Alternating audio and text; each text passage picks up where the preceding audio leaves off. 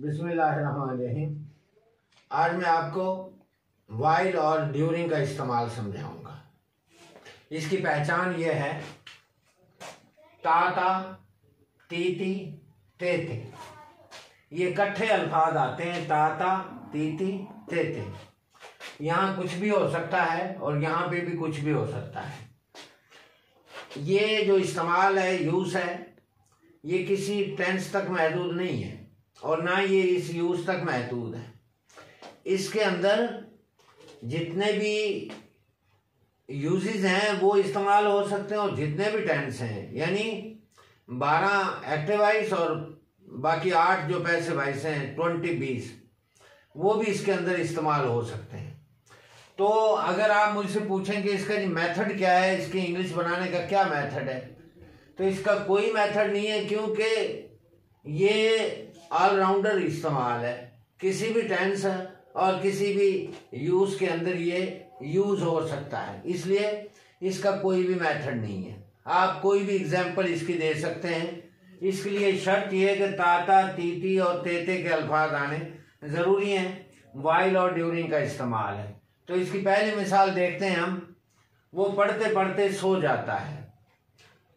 वो पढ़ते पढ़ते सो जाता है। ये देखें, ये ते यहाँ पे आ गए, ये ते आ गया और ये ते आ गया। वो पढ़ते पढ़ते सो जाता है। ही स्लीप्स, वो सो जाता है।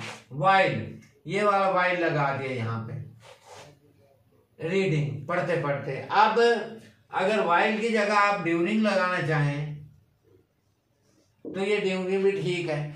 ही स्लीप्स, वो सो जाता है। वाइल रीडिंग, वो सो जाता है ड्यूरिंग रीडिंग, वो पढ़ते पढ़ते सो जाता है।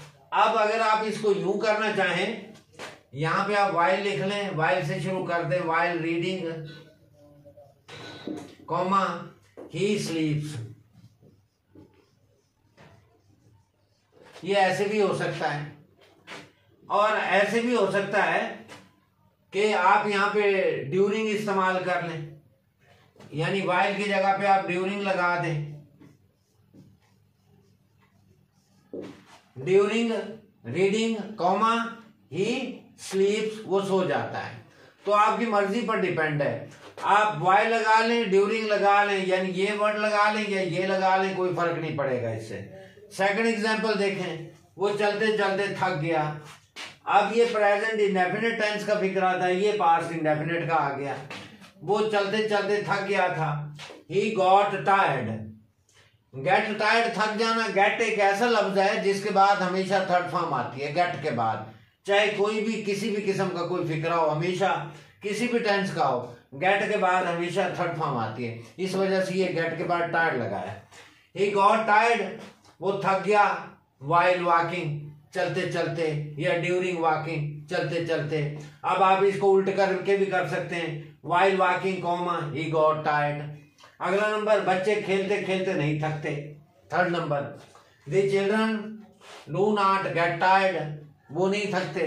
कब? वाइल प्लेइंग, खेलते खेलते। या यहाँ पे आप ड्यूरिंग लिख सकते हैं, या आपकी मर्जी पर डिपेंड है। अब इसको वाइल प्लेइंग स्टार्ट में लगा के comma the children do not get tired, इस तरह भी कर सकते हैं। तकरीर करते करते मत रुको। अब देखें, ये इंपेरेटिव सेंटेंस आ गया, यानी हुक्म इसमें दे रहा है जब आप तकरीर करें तो आप मत रुकें। डू नॉट स्टॉप, आप मत रुकें वाइल मेकिंग अ स्पीच, तकरीर करने के दौरान। या वाइल की जगह आप ड्यूरिंग लगा सकते हैं। या ये हिस्सा तोड़ के आप स्टार्ट में ले आए और ये इधर वाला हिस्सा ये एंड पे ले जाएं, इस तरह भी हो सकता है। वो रोते रोते हंस पड़ेगी। अब ये फ्यूचर इंडेफिनिट का फिक्रा हो गया। शी विल लाफ, वो हंस पड़ेगी। वाइल वीपिंग, रोते रोते। अब ये देखें, वाइल वीपिंग दूसरा तरीका, शी विल लाफ, वो हंस पड़ेगी, ये तीसरा तरीका। शी विल लाफ, वो हंस पड़ेगी। ड्यूरिंग वीपिंग, रोते रोते। तो इसके फिक्रे जो है ना, आप किसी भी तरीके से किसी भी टेंस में आप बना सकते हैं। मिसाल के तौर पर वो पढ़ते पढ़ते सो जाता था, ये पास्ट इंडेफिनिट में हो जाएगा। वो पढ़ते पढ़ते सो रहा था, ये पास्ट कंटिन्यूअस में हो जाएगा। मतलब ये कहने का कि इस किस्म के ये जो वाइल और ड्यूरिंग का यूज है, ता ती के इस्तेमाल है, आप किसी भी टेंस में और किसी भी तरीके से इनको आप यूज कर सकते हैं। इसलिए मैं इसको ऑलराउंडर इस्तेमाल बोलता हूं, इसको वाइल को और ड्यूरिंग को, क्योंकि ये अनलिमिटेड है, किसी भी टेंस या किसी भी यूज तक ये महदूद नहीं है। उम्मीद है कि आपको ये वाइल और ड्यूरिंग का इस्तेमाल अच्छे से समझ आ गया होगा। Thank you.